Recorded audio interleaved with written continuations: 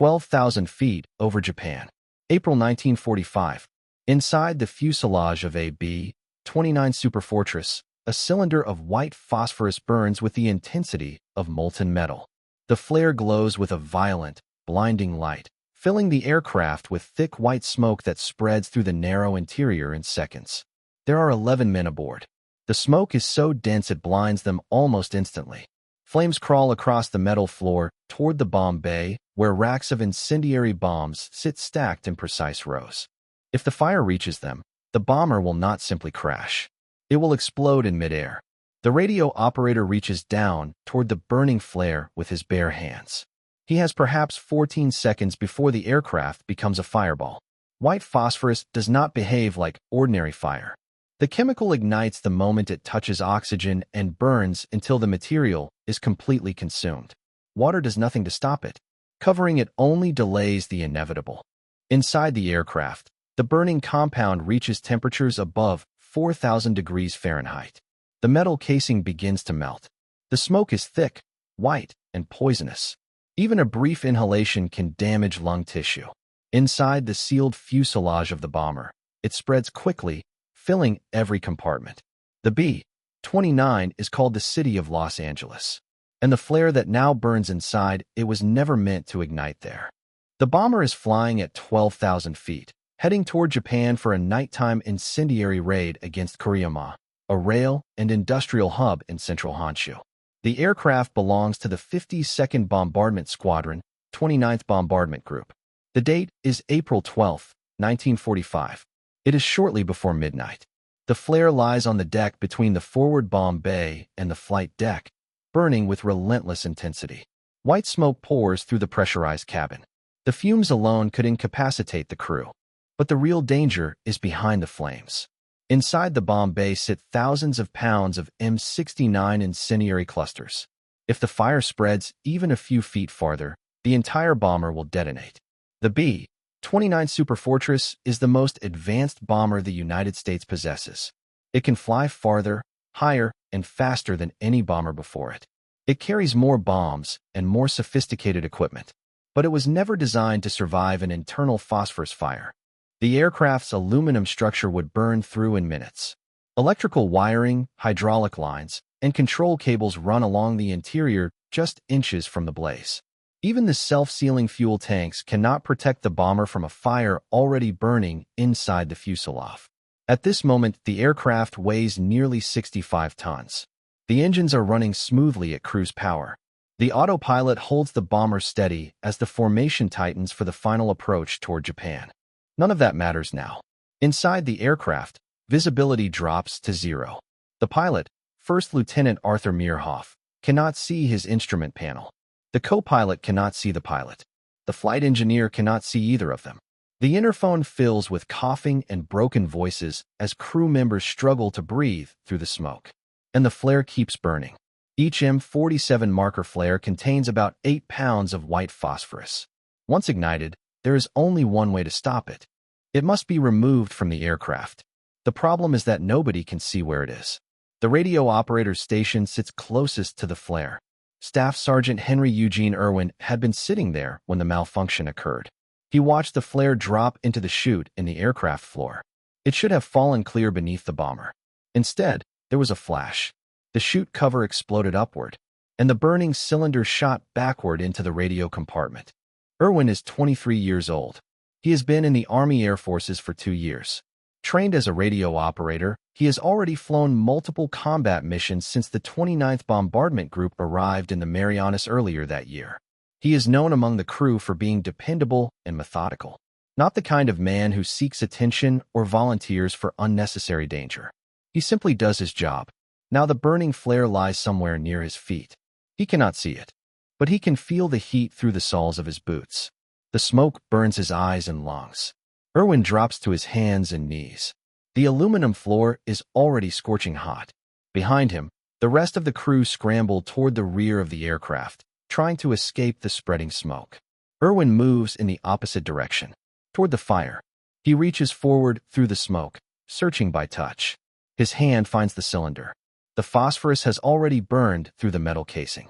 The chemical fire spills across the surface of the flare, burning with terrifying intensity. Irwin grabs it. The phosphorus burns through his glove instantly, through leather, through fabric, into the flesh of his palm. The pain is immediate and overwhelming. The smoke pours directly into his face. He cannot see. He can barely breathe. But he stands up. The nearest opening is the co-pilot's window, about 15 feet forward. Between him and that window is a narrow passageway filled with obstacles. The navigator's table, equipment racks, the base of the upper gun turret. Irwin cannot see any of them, but he begins moving forward anyway. The flare burns deeper into his arm. White phosphorus devours whatever it touches. Fabric, skin, muscle. Still he keeps moving. Ahead of him, the navigator's table blocks the path. He never sees it. He slams into it blindly. The burning flare presses against his chest. The chemical fire burns through his flight suit and into the flesh beneath. Irwin forces his way past the table and keeps moving. In the cockpit, the co-pilot hears him coming. Through the smoke, he hears the sounds of a man stumbling, gasping, struggling forward. He cannot see Irwin either, but he understands what is happening. He reaches over and opens the side window. Air blasts into the cockpit at nearly 220 miles per hour. The slipstream clears some of the smoke. It also feeds oxygen to the burning phosphorus. The flare burns even hotter. Irwin reaches the cockpit. He cannot see the window, but he can feel the rushing air. He thrusts his arm through the opening and releases the burning cylinder. The flare disappears into the darkness over Japan. Inside the bomber, the fire is gone. The smoke begins to clear. The pilot can see his instruments again. The engines continue running. The aircraft remains in the sky. 11 men are still alive. Henry Irwin collapses onto the flight deck. His face has been burned almost beyond recognition. The phosphorus has eaten through skin and tissue across his cheeks and nose. His right arm is burned to the bone in several places. His chest is covered with deep chemical burns. Yet he is still conscious, still breathing. And somehow the city of Los Angeles is still flying. The mission ended the moment the flare left the aircraft. The fire was gone. The immediate threat of detonation had passed. But the men aboard the city of Los Angeles were now faced with a different problem, one just as urgent and far more personal. Henry Irwin was dying on the flight deck. The phosphorus had burned through much of the skin on his face. His right eye was damaged badly enough that no one could say whether he would ever see from it again. His lips were gone. Part of his nose had been consumed. His right arm was burned from hand to shoulder. The skin and flesh across his chest were seared where he had cradled the flare against his body to keep from dropping it. He was still conscious, but barely. The bomber was still over Japan, and home was still 6 hours away. First Lieutenant Arthur Meerhoff made the decision instantly. The bomb run was over. The mission no longer mattered. They would turn the aircraft around and head back to Guam at once. The target marking could continue without them. The rest of the Pathfinder force would finish the job. The main bomber stream was already coming in behind them. Over Kuriyama, the war would proceed as planned. But aboard this one aircraft, there was now only a single objective: get Henry Irwin home before he died. The navigator worked quickly, plotting the most direct route back across the water. The flight engineer recalculated fuel burn and confirmed that the aircraft had enough reserve to make the return. The bombardier prepared to jettison the bomb load over the ocean, lightening the aircraft and improving its range. Everything inside the B-29 shifted from mission procedure to emergency survival. The co-pilot and the rest of the crew bent over Irwin on the floor, working with the limited medical equipment aboard the bomber. The B-29 carried a flight surgeon's emergency kit, but it was designed for ordinary combat injuries: cuts, broken bones, bullet wounds, shock. Not this. Not a man burned by white phosphorus at 4,000 degrees inside a sealed aluminum aircraft. Morphine was given, but it barely touched the pain. Bandages were applied, but they could not stop the damage already done. Tiny particles of phosphorus remained embedded in his flesh, continuing to burn whenever they found air. The crew did what they could. They covered him. They steadied his breathing. They talked to him.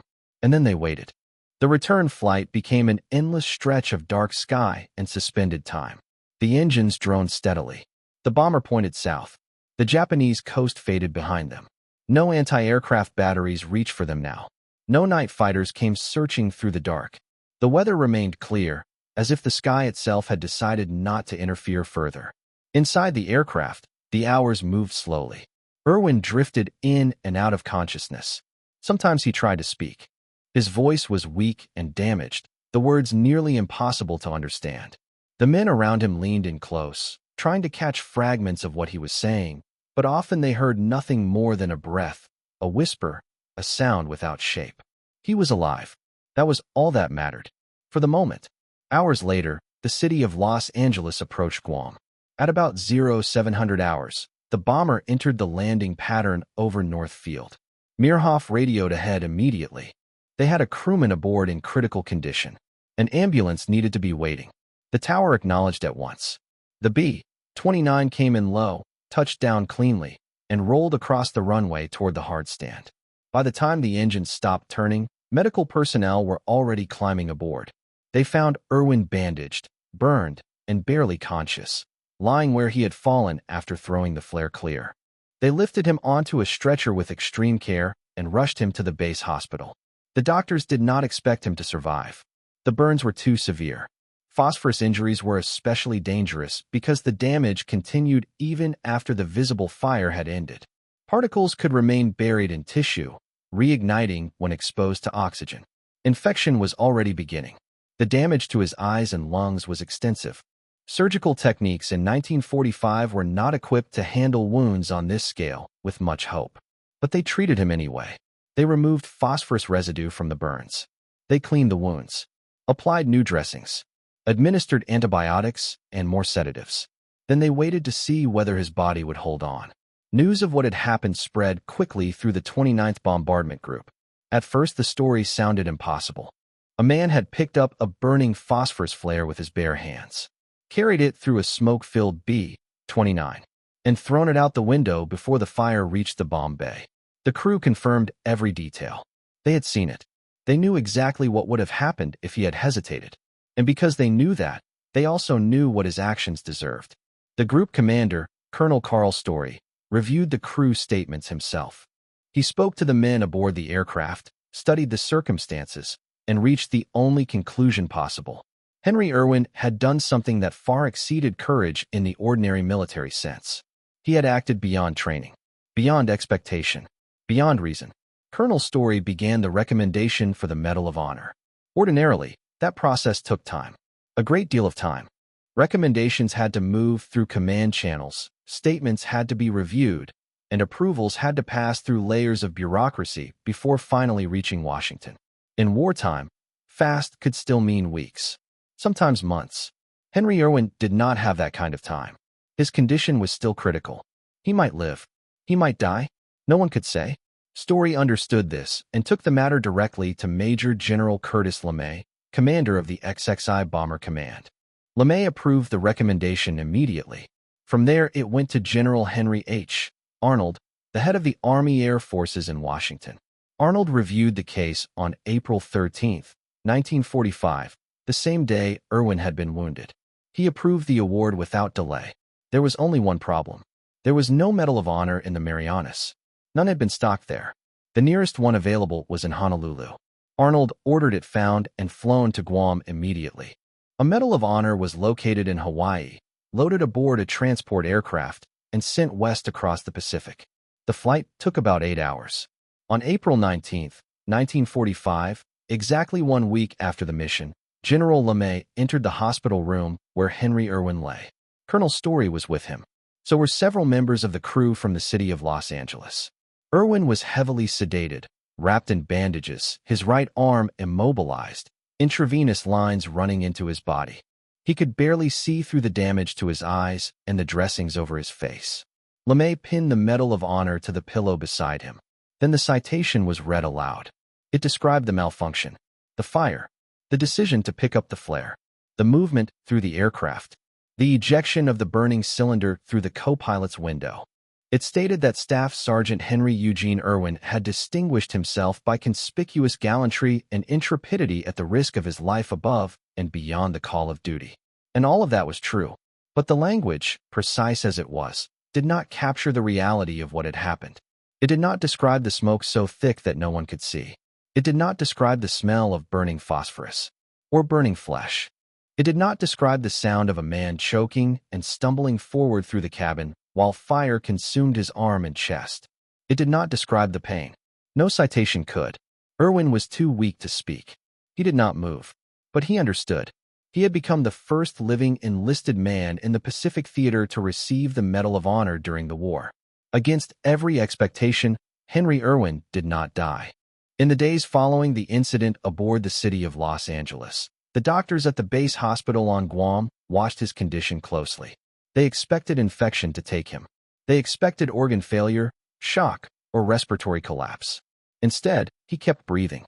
The burns covering his body were catastrophic. Nearly 40% of his skin had been destroyed by the white phosphorus. His face, neck, right arm, and chest had suffered the worst damage. The tissue in several places had been burned all the way down to the bone. Yet somehow, his body refused to surrender. Surgery followed surgery. Doctors removed fragments of phosphorus still embedded in the wounds, pieces that would reignite whenever they touched oxygen. They cleaned the burns again and again, carefully cutting away dead tissue while trying to preserve what remained. Irwin drifted in and out of consciousness through it all. Morphine dulled the pain, but never truly removed it. Recovery, if it came at all, would take years. After several weeks on Guam, Irwin was strong enough to be moved.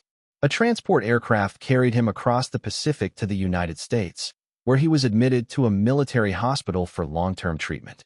Surgeons there began the slow, painful process of reconstructing his face and repairing the damage to his body. The procedures were extensive.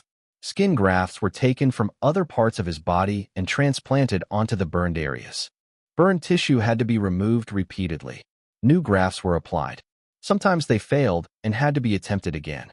In total, Irwin would undergo more than 40 surgical operations. His right eye never recovered. The scars across his face and torso would remain with him for the rest of his life. But he survived. And in 1945, survival alone was considered something close to a miracle. While Irwin fought his long battle in hospital wards, the city of Los Angeles returned to service. The bomber had suffered only minor internal damage during the incident. The deck plating had been scorched, and some equipment near the navigator's station had burned, but the aircraft itself had survived almost untouched. Within days, mechanics had repaired the interior, and the B-29 was flying again. The crew also returned to duty. Most of them completed their combat tours in the Pacific before the war ended. Some stayed in the military after the war. Others went home and returned to ordinary civilian life. But every one of them carried the same memory. The moment when the flare ignited. The moment when the smoke filled the aircraft. And the moment when Henry Irwin picked up the burning cylinder and walked into the fire. They all knew that without that decision, the bomber would have exploded in midair. None of them would have survived. The story spread quickly through the Army Air Forces. Among bomber crews in the Pacific, Irwin's actions became something close to legend. His story appeared in training briefings and operational discussions as an example of what courage could look like under the worst possible circumstances. But it also raised an uncomfortable question. The malfunction that had nearly destroyed the city of Los Angeles was not entirely unique. The M47 phosphorus marker flare was generally reliable, but like any mechanical device, it could fail. In rare cases, flares had ignited improperly before leaving the aircraft, and there was no clear procedure for what to do if that happened. The standard emergency response was simple: bailout. If a phosphorus fire started inside the cabin of a bomber, the aircraft was considered lost. The crew was expected to abandon it immediately. Saving the plane was not the priority. Saving the men was. Irwin had not followed that procedure. He had made a decision that no manual described.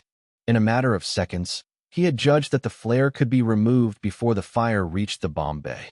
And he had accepted the certainty of terrible injury in exchange for the possibility that the aircraft and the men inside it might survive. His calculation had been correct, but the price had been almost unimaginable.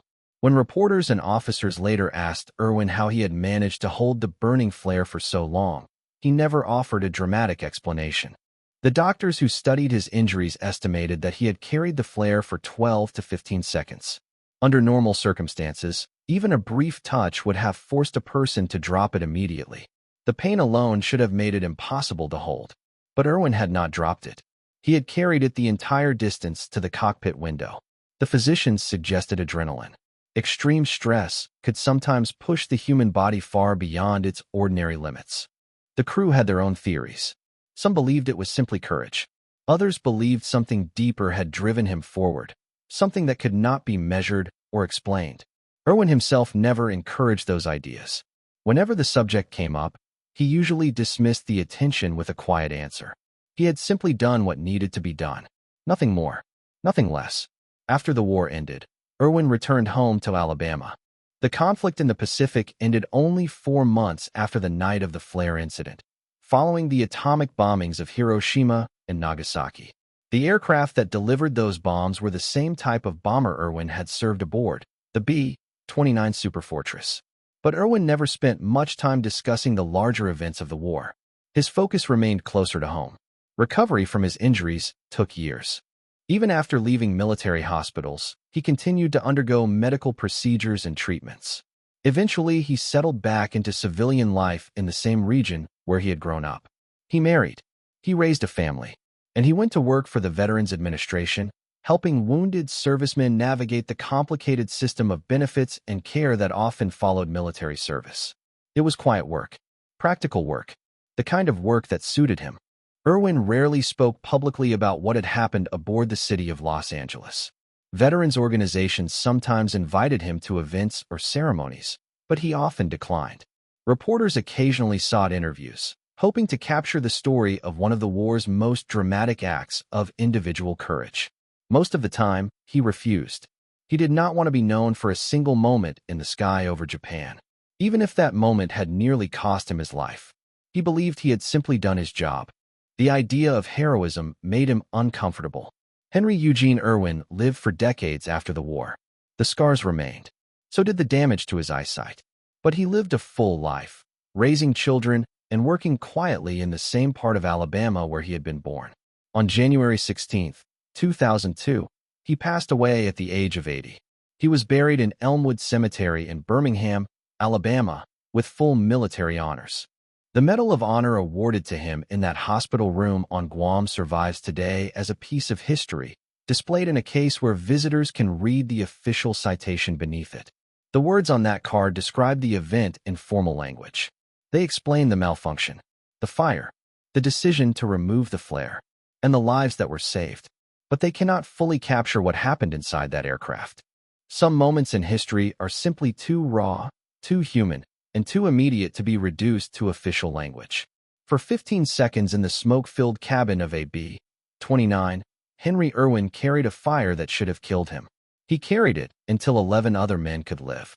And then he let it go into the night sky over Japan.